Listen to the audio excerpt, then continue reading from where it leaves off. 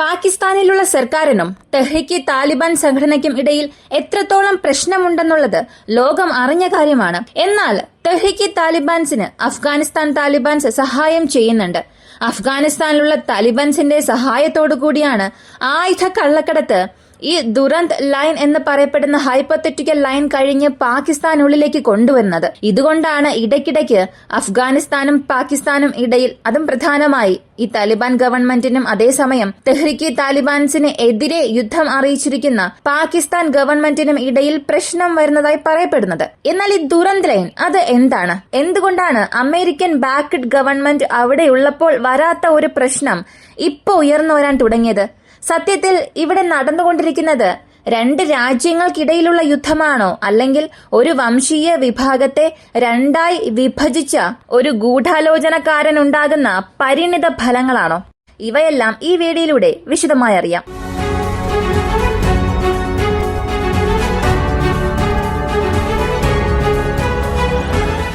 ഇപ്പോൾ സംഭവിച്ചിരിക്കുന്ന ഈ കാര്യങ്ങൾ ഒരു 5-6 ദിവസമായി പ്രശ്നങ്ങളെല്ലാം വലുതായി പോയിക്കൊണ്ടിരിക്കുകയാണ്. 2024 അവസാനത്തിൽ ഡിസംബർ മാസം 24 പാകിസ്ഥാൻ വ്യോമസേന അഫ്ഗാനിസ്ഥാൻ പ്രദേശത്തേക്ക് നുഴഞ്ഞു കയറി ഒരു വലിയ ഏരിയൽ അറ്റാക്ക് നടത്തി.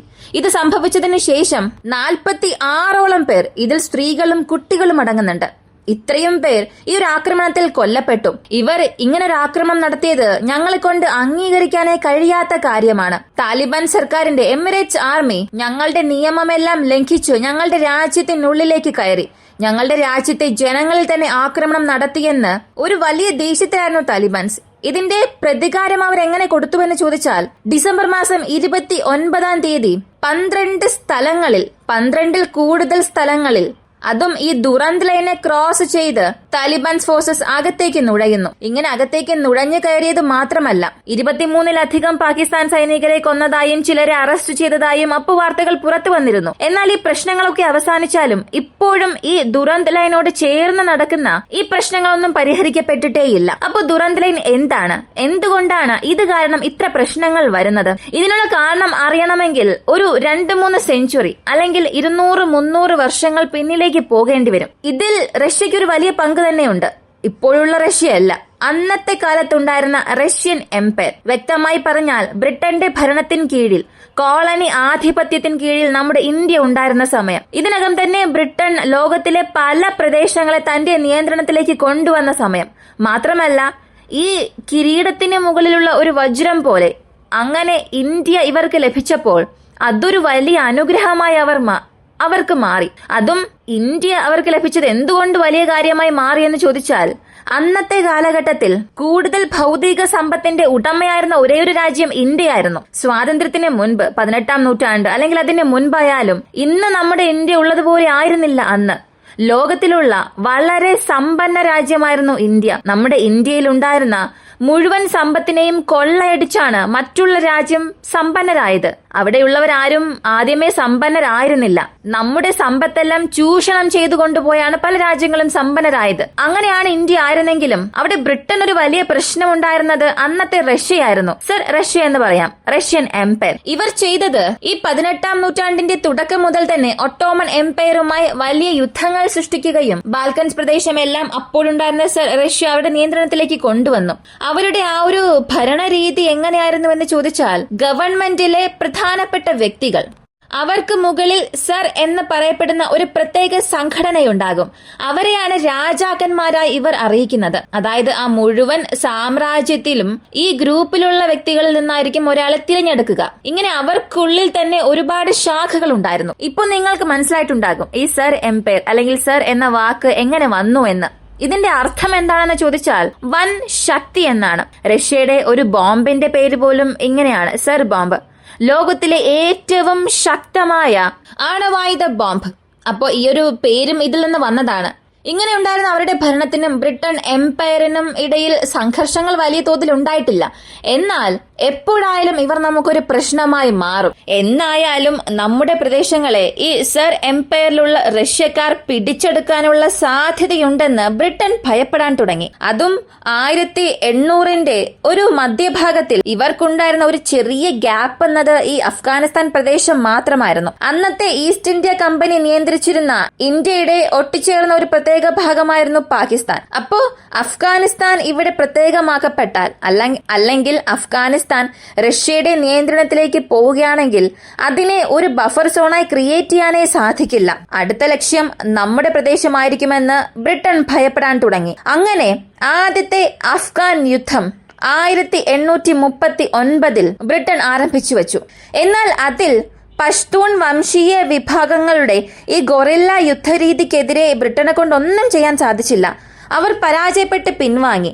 അങ്ങനെ രണ്ടാം ഘട്ട യുദ്ധം 1878 ആരംഭിച്ചു. ചരിത്രത്തിൽ രേഖപ്പെടുത്തിയ വളരെ ക്രൂരമായ യുദ്ധം അതെന്ന് പറയാം. അത്രത്തോളം അനന്തരഫലങ്ങളായിരുന്നു അവിടെ സംഭവിച്ചത്. അതിൽ ബ്രിട്ടന് വിജയം ലഭിച്ചു. അതിന്റെ ഫലമായി 1893 ഈ അഫ്ഗാൻ പ്രദേശത്തിന് ഒരൊറ്റ ഭരണാധികാരിയെ നിയമിച്ചു. അദ്ദേഹത്തിന്റെ പേര് അബ്ദുൾ റഹ്മാൻ ഖാൻ. എമിർ ഓഫ് അഫ്ഗാനിസ്ഥാന ഇദ്ദേഹത്തെ തിരഞ്ഞെടുത്തതിന് ശേഷം അപ്പോ ഇന്ത്യയുടെ ഫോറിൻ സെക്രട്ടറി ആയിരുന്ന സർ ഹെൻറി മോർട്ടിമൺ ടൊറന്റോയുമായി ഒരു പ്രധാനപ്പെട്ട കരാർ ഉണ്ടാക്കാൻ ഇവർ ശ്രമിക്കുന്നു. ഇവരുടെ പദ്ധതി വളരെ വ്യക്തമായിരുന്നു. ഇന്ത്യ ഇവിടെ ഒരു പൊന്മുട്ടയിടുന്ന താറാവാണ്. അതിനെ നഷ്ടപ്പെടുത്താൻ ബ്രിട്ടൻ തയ്യാറായിരുന്നില്ല. അപ്പോ ഇവിടെ അഫ്ഗാനിസ്ഥാനെ ഒറ്റപ്പെടുത്തിയാൽ, അഫ്ഗാനിസ്ഥാൻ അവരുടെ നിയന്ത്രണത്തിലേക്ക് പോയാൽ അടുത്ത ഘട്ട യുദ്ധം ഈ രണ്ട് രാജ്യങ്ങൾക്കും ഇടയിൽ നടക്കും. അത് വലിയ രണ്ട് സാമ്രാജ്യങ്ങൾ തമ്മിലുള്ള ഒരു യുദ്ധമായി മാറും. അതിൽ ആര് ജയിക്കും, ആര് പരാജയപ്പെടും, ആർക്ക് കൂടുതൽ നഷ്ടമുണ്ടാകും എന്നുള്ളതൊക്കെ പറയാൻ കഴിയാത്തൊരു സാഹചര്യത്തിലായിരുന്നു. അങ്ങനെയുള്ള രണ്ട് സാമ്രാജ്യം. ആ ഒരു അവസ്ഥയിൽ നാറ്റോ എങ്ങനെയാണോ ഉക്രൈനെ പ്രോക്സിയാക്കി മാറ്റി ഇപ്പോ റഷ്യയുമായി ഒരു യുദ്ധം ചെയ്യിപ്പിച്ചിട്ട് അവർ രക്ഷപ്പെട്ടത്, അതുപോലെ അഫ്ഗാനിസ്ഥാൻ എന്ന സമാധാനമായി പോയിക്കൊണ്ടിരുന്ന ഒരു പ്രദേശത്തെ രക്തഭൂമിയാക്കി മാറ്റി അവിടെ യുദ്ധം കൊണ്ടുവരികയും അവിടെ ഒരു ബഫർ സോൺ ക്രിയേറ്റ് ചെയ്തു ബ്രിട്ടൻ. എന്നാൽ അഫ്ഗാനിസ്ഥാന്റെ മുഴുവൻ നിയന്ത്രണവും അവർ ഏറ്റെടുത്തില്ല. അതിന്റെ ഒരു പകുതിയിൽ കൂടുതൽ പ്രദേശത്തെ അവരുടെ നിയന്ത്രണത്തിലേക്ക് കൊണ്ടുവരികയും അതിൽ മാത്രം ഒരു പ്രത്യേക ഭരണാധികാരിയെ നിയമിച്ച് അതിനെ ഒരു ബഫർ സോണാക്കി ക്രിയേറ്റ് ചെയ്തു. അങ്ങനെ റഷ്യയ്ക്കും ഇവർക്കും ഇടയിലുള്ള ഒരു മീഡിയേഷൻ ലൈനാക്കി അതിനെ മാറ്റി. ഇങ്ങനെ മാറ്റിയതിനു ശേഷമായിരുന്നു ഈ ദുരന്ത് ലൈൻ എന്ന ഹൈപ്പോത്തറ്റിക്കൽ ലൈൻ സൃഷ്ടിച്ചത്. അന്നത്തെ ഈസ്റ്റ് ഇന്ത്യൻ കമ്പനി നിയന്ത്രിച്ചിരുന്ന ഇന്ത്യയുടെ വിദേശകാര്യ സെക്രട്ടറി ആയിരുന്നു ഈ ഒരു ലൈൻ കൊണ്ടുവന്നത്. അതുകൊണ്ടാണ് അതിനെ ദുരന്ത് ലൈൻ എന്ന് പറയുന്നത്. ഇതിന്റെ കൃത്യം നീളം 2600 കിലോമീറ്റർ ഉണ്ട്. ഇപ്പൊ ഇതിൽ എന്താണ് പ്രശ്നം? ഇപ്പോ ഒരു അതിർത്തി നൽകി. ഇതിനുശേഷം ഇന്ത്യയും സ്വാതന്ത്ര്യം നേടി, പാകിസ്ഥാനും വേർപിരിഞ്ഞു പോയി. അഫ്ഗാനിസ്ഥാനിൽ ഭരണമാറ്റം സംഭവിച്ച് ഇപ്പോ താലിബാന്റെ നിയന്ത്രണത്തിലായി. എന്തുകൊണ്ട് അവിടെയുള്ള അത്രയും ഭരണാധികാരികളും ഈ ദുരന്ത് ലൈനെ എതിർക്കുന്നു? അതിന് ഉത്തരം എന്താണെന്ന് അറിയണ്ടേ? ഇപ്പൊ ഓരോ രാജ്യത്തിലും ഓരോ വംശീയ വിഭാഗം ഉണ്ടായിരിക്കും. അവർ ആ രാജ്യത്തിന്റെ ആരംഭം മുതൽ തന്നെ അവിടെയുള്ള ജനങ്ങൾ എന്ന് പറയാം. അതുപോലെ ഈ പഷ്തൂൺ ഗോത്രവർഗക്കാർ എന്നത് അഫ്ഗാനിസ്ഥാനിൽ കാലാകാലങ്ങളായി ഉള്ളവരാണ്. അവരുടെ ഈ ജീവിത ശൈലി എങ്ങനെയാണെന്ന് ചോദിച്ചാൽ അഫ്ഗാനിസ്ഥാന്റെ പകുതി, ഇപ്പൊ പാകിസ്ഥാന്റെ പകുതി, അങ്ങനെ ഉണ്ടായിരുന്ന ഒരു പ്രദേശത്തിലായിരുന്നു ഇവർ ഉണ്ടായിരുന്നത്. പക്ഷേ ഈ ദുരന്ത് ലൈൻ വന്നതിന് ശേഷം ഇവരിൽ പകുതി പേർ ഒരു പ്രദേശത്തും ബാക്കിയുള്ളവർ മറ്റൊരു പ്രദേശത്തേക്കും മാറ്റി. അങ്ങനെ ഈ ഡിവൈഡ് ആൻഡ് റൂൾ എന്ന ഒരു പോളിസി കൊണ്ടുവന്നു. വിഭജിച്ച് ഭരിക്കുക, ഭിന്നിപ്പിച്ച് ഭരിക്കാൻ തുടങ്ങി. ഇത് അപ്പോൾ ഒരു വലിയ പ്രശ്നമായി ആർക്കും തോന്നിയില്ല. കാരണം അന്ന് യാതൊരു റെസ്ട്രിക്ഷനും ഇല്ലായിരുന്നു. 2017 വരെയും അങ്ങനെയായിരുന്നു. 2017 പാകിസ്ഥാൻ ഗവൺമെന്റ് ആദ്യമായി ദുരന്ത് ലൈനെ ഫെൻസിംഗ് ചെയ്യാൻ പോകുന്നുവെന്ന അറിയിപ്പ് കൊണ്ടുവന്നു. ഇപ്പോ അവിടെ ജീവിച്ചുകൊണ്ടിരുന്ന ഒരേ വിഭാഗം ജനങ്ങൾ, ഒരേ കുടുംബത്തിലുള്ള ജനങ്ങൾ ഇവരെ രണ്ടായി വിഭജിച്ചെടുത്തതിന് ശേഷം അവർക്കുള്ളിൽ അന്നുവരെയും യാതൊരു പ്രശ്നങ്ങളും ഇല്ലായിരുന്നു. കാരണം എപ്പോഴത്തെയും പോലെ അവർ പരസ്പരം അങ്ങോട്ടും ഇങ്ങോട്ടും പോകുന്നുണ്ടായിരുന്നു. ഈ ബോർഡർ ലൈൻ ക്രോസ് ചെയ്ത് പോയിക്കൊണ്ടിരുന്നു. അവരുടെ ജീവിത രീതിയും നോർമലായിരുന്നു. എന്നാൽ എപ്പോഴായാലും ഇതൊരു പ്രശ്നമായി മാറും. കാരണം ഈ ഒരു വിഭജനത്തിൽ അഫ്ഗാനിസ്ഥാന് ഒട്ടും താല്പര്യമില്ലായിരുന്നു. എന്റെ പ്രദേശത്തെ നിങ്ങൾ പാകിസ്ഥാന് നൽകുന്നു എന്നൊരു രീതിയിലായിരുന്നു അവർ. 2017 അമേരിക്കൻ ബാക്കഡ് ഗവൺമെന്റ് അവിടെ ഉണ്ടായിരുന്നപ്പോഴും പല ഘട്ട എതിർപ്പുകൾ ഉണ്ടാകാൻ തുടങ്ങി. ഇന്ന് നിലവിലെ സാഹചര്യത്തിൽ എത്രത്തോളം ഫെൻസിംഗ് ചെയ്തിട്ടുണ്ട്?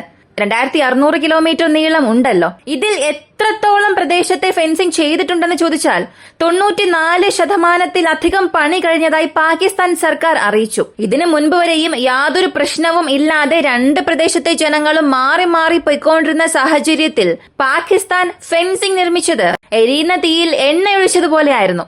അതിനു മുൻപ് വരെയും തെഹ്രീക്ക് താലിബാൻസ് കാരണം പാകിസ്ഥാന് യാതൊരു വലിയ പ്രശ്നവും ഇല്ലായിരുന്നു. കാരണം അമേരിക്ക അവിടെ അധികാരത്തിൽ ഉണ്ടായിരുന്നു. അമേരിക്കൻ ബാക്ക്ഡ് ഗവൺമെന്റ് അവിടെ ഉണ്ടായിരുന്നതുകൊണ്ടും പാകിസ്ഥാന്റെ സഹായം ലഭിച്ചതുകൊണ്ടും ഈ സംഘടനകൾ എല്ലാം പുറത്തു വരാൻ കഴിയാത്ത രീതിയിൽ ഒരുപാട് റെസ്ട്രിക്ഷൻസോട് കൂടി അകത്തുണ്ടായിരുന്നു. കൂടാതെ പാകിസ്ഥാന് ഈ തെഹ്രീക്ക് താലിബാൻസ് കാരണം മറ്റൊരു വലിയ തലവേദനയുണ്ടായിരുന്നു. അതായത് പാകിസ്ഥാനിൽ പല പ്രശ്നങ്ങൾ സംഭവിച്ച് ഭരണമാറ്റം സംഭവിച്ചതിനു ശേഷം ഈ മുഴുവൻ ആയുധ സഹായവും അഫ്ഗാനിസ്ഥാനിൽ നിന്നും വരുന്നത് പാകിസ്ഥാൻ ശ്രദ്ധിക്കുന്നു. അതിൽ പാകിസ്ഥാൻ ചെയ്തത് പാകിസ്ഥാന്റെ സേഫ്റ്റിക്ക് വേണ്ടി ഇങ്ങനെ ഒരു ലൈൻ കൊണ്ടുവന്നു. പ്രധാനമായും പഷ്തൂൺ ഗോത്രവർഗക്കാരെ ഇത് വല്ലാതെ ബാധിച്ചു. അവർക്ക് അംഗീകരിക്കാനേ കഴിയാത്ത ഒരു ലൈൻ കൊണ്ടുവന്ന് അത് അവരെ അക്സെപ്റ്റ് ചെയ്യാനും ആവശ്യപ്പെട്ടു. അത് ഒരിക്കലും അവരെ കൊണ്ട് അംഗീകരിക്കാൻ സാധിച്ചില്ല. ഇതൊക്കെ ചേർന്നാണ് ഈ രണ്ട് വിഭാഗത്തിനും ഇടയിൽ ഒരു വലിയ സംഘർഷം തന്നെ ഉണ്ടായത്. എന്നാൽ ഈ പ്രശ്നത്തെ എല്ലാം ആളി കത്തിച്ചിട്ട് ഇപ്പോ കാഴ്ചക്കാരായി നോക്കി നിൽക്കുന്നത് ബ്രിട്ടനാണ്. അന്ന് അവരുടെ സേഫ്റ്റിക്ക് വേണ്ടി, അവർക്ക് പ്രശ്നം ഉണ്ടാകാൻ പാടില്ല എന്നതിനു വേണ്ടി ഏതെല്ലാം പ്രദേശത്താണോ അവരുടെ പണികളെല്ലാം ചെയ്തു വച്ചത്, ഇന്ന് ആ പ്രദേശങ്ങളെല്ലാം കത്തിയെരിയുകയാണ്. ഇതിന് നല്ലൊരു ഉദാഹരണം ഈ ബോർഡർ തന്നെയാണ്. തൊട്ടടുത്ത് ഇന്ത്യ പാകിസ്ഥാൻ ബോർഡർ. അവർ എന്തെല്ലാമാണോ ചെയ്തു വച്ചത് അത് ഇന്ന് വരെയും ഇപ്പോഴുള്ള ജനറേഷൻ, എന്തിന് ഭാവിയിലുള്ള ജനറേഷൻസിനെ പോലും അഫക്ട് ചെയ്യും. അതിന്റെ വീര്യം അത്രത്തോളം ഉണ്ട്. അപ്പോൾ ഇവിടെ ബ്രിട്ടനെ സപ്പോർട്ട് ചെയ്ത് സംസാരിക്കുന്നവർ, ബ്രിട്ടൻ ഇന്ത്യക്ക് നല്ലതേ ചെയ്തിട്ടുണ്ട് എന്നൊക്കെ പറയുന്നവർ, ചെയ്തിട്ടുണ്ട്, ചില മേഖലകളിൽ അവർ നല്ല കാര്യങ്ങൾ ചെയ്തിട്ടുണ്ട്. പക്ഷേ അവർ ഇവിടെ നിന്നും കൊള്ളയടിച്ചുകൊണ്ട് പോയത്, ചൂഷണം ചെയ്തുകൊണ്ട് പോയത്, ഇതൊന്നും ആരെക്കൊണ്ടും നിരസിക്കാൻ സാധിക്കില്ല. ഇവർ വരാതിരുന്നെങ്കിൽ ഒരുപക്ഷെ ഇന്ത്യ ഇന്ന് ഈ ഒരു അവസ്ഥയിലാകുമായിരുന്നോ എന്ന ഒരു വിഷയത്തിലേക്ക് നമ്മൾ കടക്കുന്നില്ല, അതിനാഗ്രഹിക്കുന്നില്ല. ഇവിടെ നിന്ന് ചൂഷണം ചെയ്തത് ഉപയോഗിച്ചാണ് അവർ ഇത്രത്തോളം വളർന്നത്. ഇത് ഉറപ്പിച്ചു തന്നെ പറയാൻ സാധിക്കും. ഒരു പക്ഷെ അതിൽ ആർക്കെങ്കിലും അഭിപ്രായ വ്യത്യാസം ഉണ്ടെങ്കിൽ, ഇന്ത്യയിൽ നിന്ന് ചൂഷണം ചെയ്തതെല്ലാം ഇന്ത്യക്ക് തന്നെ അവർ ചിലവാക്കി, അങ്ങനെ നിങ്ങൾക്ക് എന്തെങ്കിലും ഒരു ധാരണയുണ്ടെങ്കിൽ അതിനുള്ള ഒരു ജസ്റ്റിഫിക്കേഷൻ കമന്റിൽ തന്നെ പറയുക. അങ്ങനെ ഒരു ജസ്റ്റിഫിക്കേഷൻ ഒരിക്കലും നിങ്ങൾക്ക് നൽകാൻ സാധിക്കില്ല. ഒരുപക്ഷെ നിങ്ങൾ അങ്ങനെ ചിന്തിക്കുന്നുണ്ടെങ്കിൽ അത് കമന്റിൽ പറയുക. ഈ ഒരു വീഡിയോ കുറിച്ചുള്ള നിങ്ങളുടെ അഭിപ്രായങ്ങളും കമന്റിൽ പ്രതീക്ഷിക്കുന്നു. ഇങ്ങനെയുള്ള വീഡിയോസാണ് താല്പര്യമുള്ളവരാണ് നിങ്ങളെങ്കിൽ ഇപ്പൊ തന്നെ നമ്മുടെ ചാനൽ സബ്സ്ക്രൈബ് ചെയ്യുക. മറ്റൊരു വീഡിയോയുമായി വീണ്ടും കാണാം.